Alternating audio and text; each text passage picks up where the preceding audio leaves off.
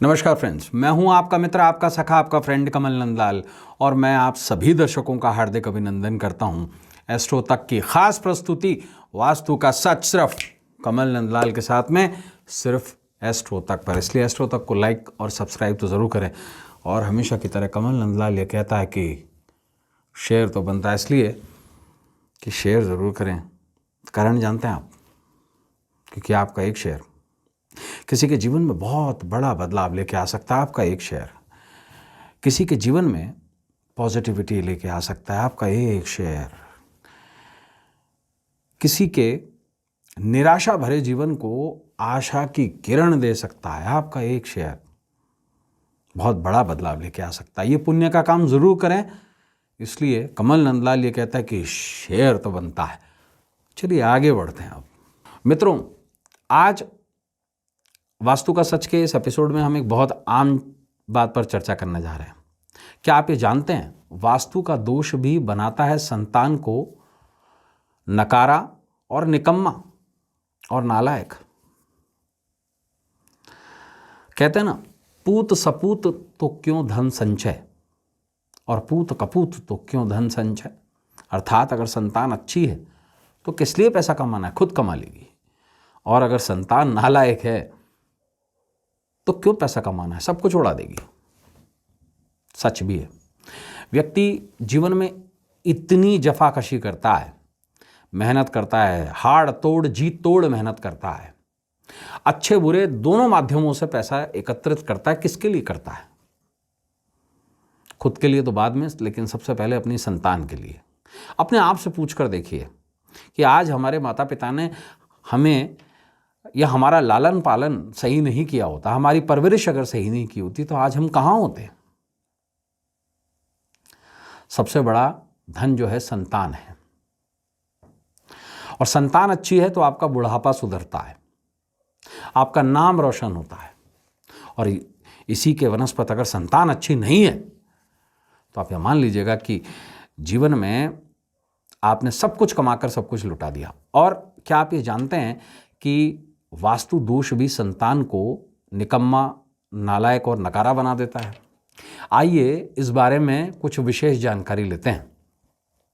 हर किसी के जीवन में संतान का बहुत बड़ा महत्व है और हम तो ये सभी जानते हैं कि खुशियां संतान होने से ही पूरी होती हैं। पति पत्नी कई तरीके की मन्नतें करते हैं, उपाय करते हैं कि उन्हें संतान अच्छी चाहिए। जिनको संतान नहीं होती वो संतान की वैल्यू बहुत बड़ी तरीके से जानते हैं। लेकिन संतान हो भी जाए और वो निकम्मी निकल जाए, नकारा निकल जाए, नालायक निकल जाए, जिसकी हरकतें ऐसी हो कि वो किसी भी तरीके के नशे में आ जाए, उसमें कोई आदतें हो जाएं, या वो पढ़ती लिखती ना हो, अपने भविष्य को लेकर चिंतित ना हो, तो व्यक्ति जीते जी मर जाता है। वो किसके लिए काम कर रहा है?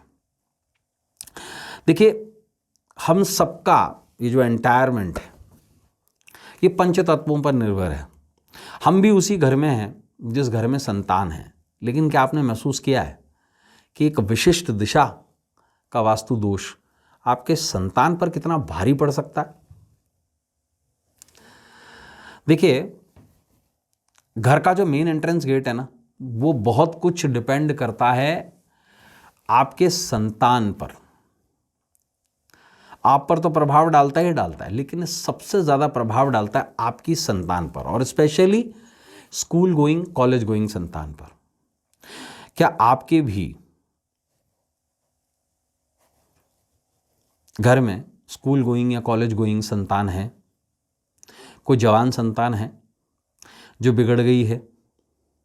तो अपने घर में ही देखिए, कहीं ना कहीं आपके मेन एंट्रेंस गेट में दिक्कत है।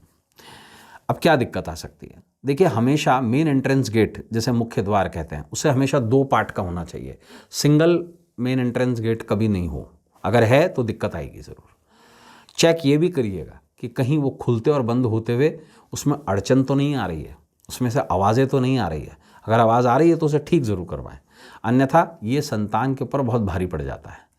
अब संतान का स्वामी दो एस्पेक्ट से ज्योतिष से देखा जाता है, बृहस्पति और सूर्य।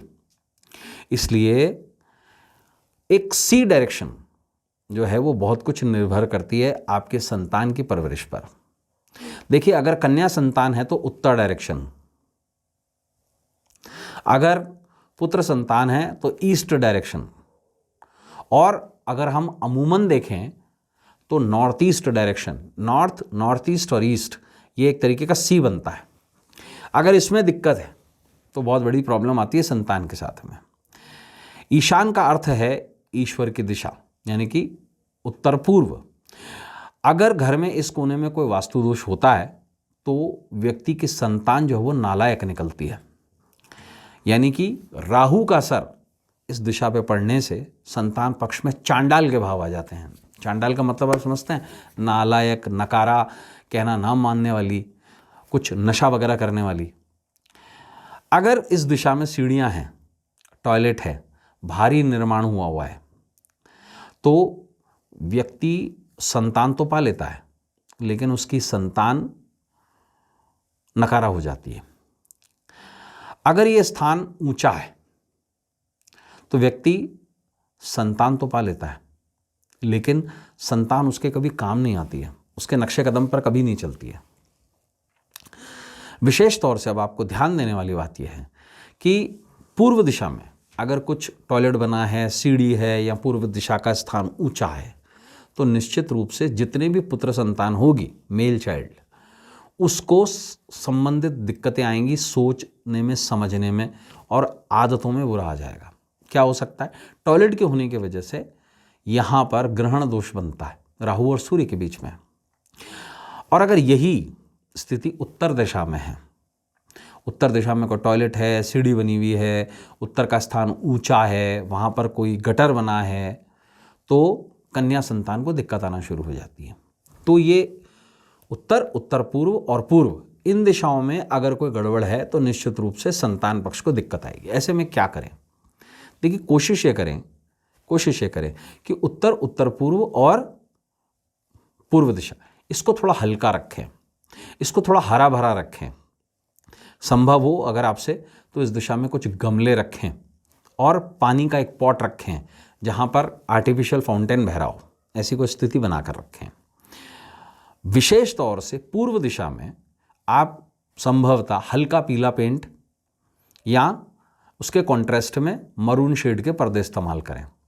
दक्षिण दिशा में विशेष रूप से कभी भी लाल रंग का इस्तेमाल, ऑरेंज कलर का इस्तेमाल बिल्कुल भी ना करें। विशेष तौर से एक बात को ज़रूर ध्यान दें, उत्तर दिशा की ओर हरे रंग का बल्ब लगाएं और उत्तर दिशा को थोड़ा हरा भरा रखें, वहाँ पानी का प्रयोजन रखें। इसके साथ साथ पूर्व दिशा में एक विशेष तौर से और काम कर सकते हैं, सूर्य को प्रभावी करें। वहाँ अगर काले कांच लगे हुए हैं, बड़ी दिक्कत है, तो वहाँ से प्लेन ग्लासेस रखें, रोशनी को अंदर आने दें और वहाँ पर कुछ बुक्स का अरेंजमेंट करें। उत्तर पूर्व दिशा, जो ईशान कोण कहा जाता है, वहाँ पर आपके घर का देवालय हो लेकिन मूर्तियाँ बिल्कुल भी ना हो, वहाँ पर यंत्र रखें। अब एक मास्टर उपाय जो जिससे संतान को बहुत विशिष्ट फायदा होता है। ऐसे में आप एक विशेष काम करें, अपने घर में उत्तर पूर्व दिशा में या ब्रह्म स्थान में एक विशेष रूप से 10 मुखी रुद्राक्ष के नीचे आप एक हिमालयन रॉक क्रिस्टल लगाएं और विशेष तौर से इस दिशा में ऐसी व्यवस्था करें ताकि जो पॉजिटिव चीज़ें हैं वो आपकी तरफ आएं।